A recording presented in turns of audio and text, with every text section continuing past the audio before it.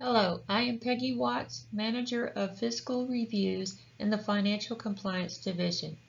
The purpose of this video is to present an overview of the Texas Education Agency's State Allotment Monitoring Program.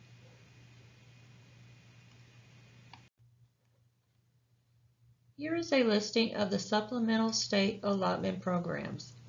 These are programs that our state legislators established for the purpose of providing LEAs with the financial support needed to assist students in certain areas. The legislators determine the criteria, guidelines, and spending requirements for each of these programs. Some of these programs have a 55% spending requirement, whereas others have a 100% spending requirement. The state allotment program funds are supplemental, which means they are to add to the basic education program. To avoid supplanting issues, questions should be asked before spending these funds to make sure those expenses are allowable. The purpose is to ensure that these funds are spent to the benefit of the intended population, rather than being diverted to cover expenses that LEAs would be paying for anyway with their basic education allotment. These funds are an additional resource to deliver targeted services beyond the basic education program. TEA's in-house SAMP compliance testing looks at a rolling 3-year average of the state allotment programs. The sources used in this process are the state allotment fund amounts found in the Summary of Finance and their related expenditures reported in the mid-year PEIM submission. In this calculation, the General Fund 199, or 420 for charter schools, will be combined with ESSER Fund codes 266, 281, 282, and 283 for testing compliance with state allotment spending for fiscal years 2020 through 2024. TEA also allocates some of the amounts in PIC 99 to the other program intent codes. However, ESSER funds are not included in this allocation process.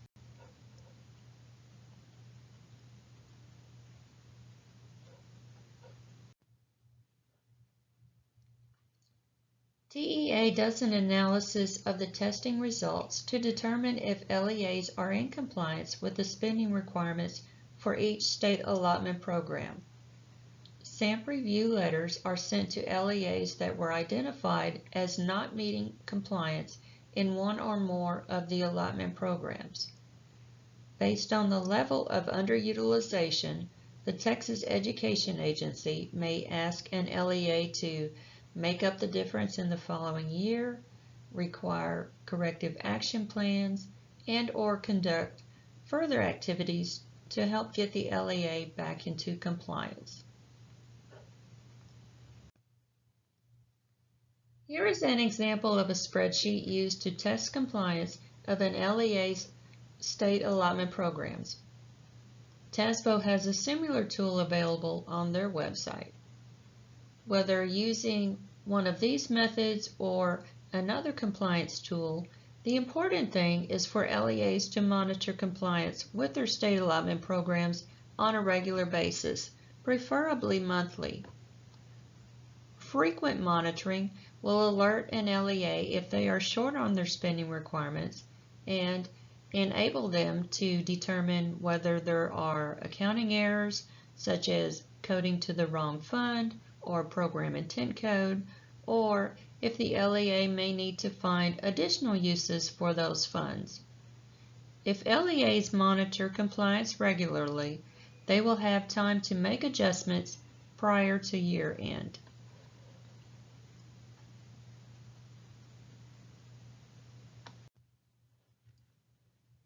During the annual financial audit, if an LEA does not meet spending requirements using only the general fund, but meets it including the ESSER funds, then there is not an expectation that the external auditor would document this in the communication to the board or as a finding.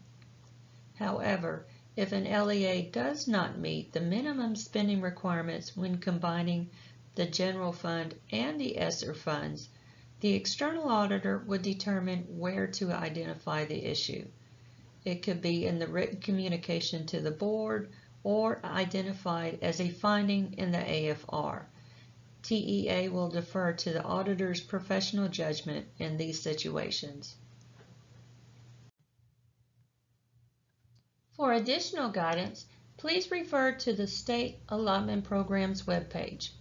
This webpage includes information about each of the supplemental state allotment programs, including their program intent codes and required spending percentages.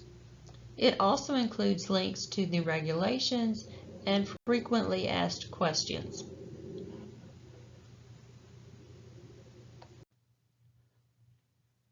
Please email questions to stateallotmentprograms@tea.texas.gov.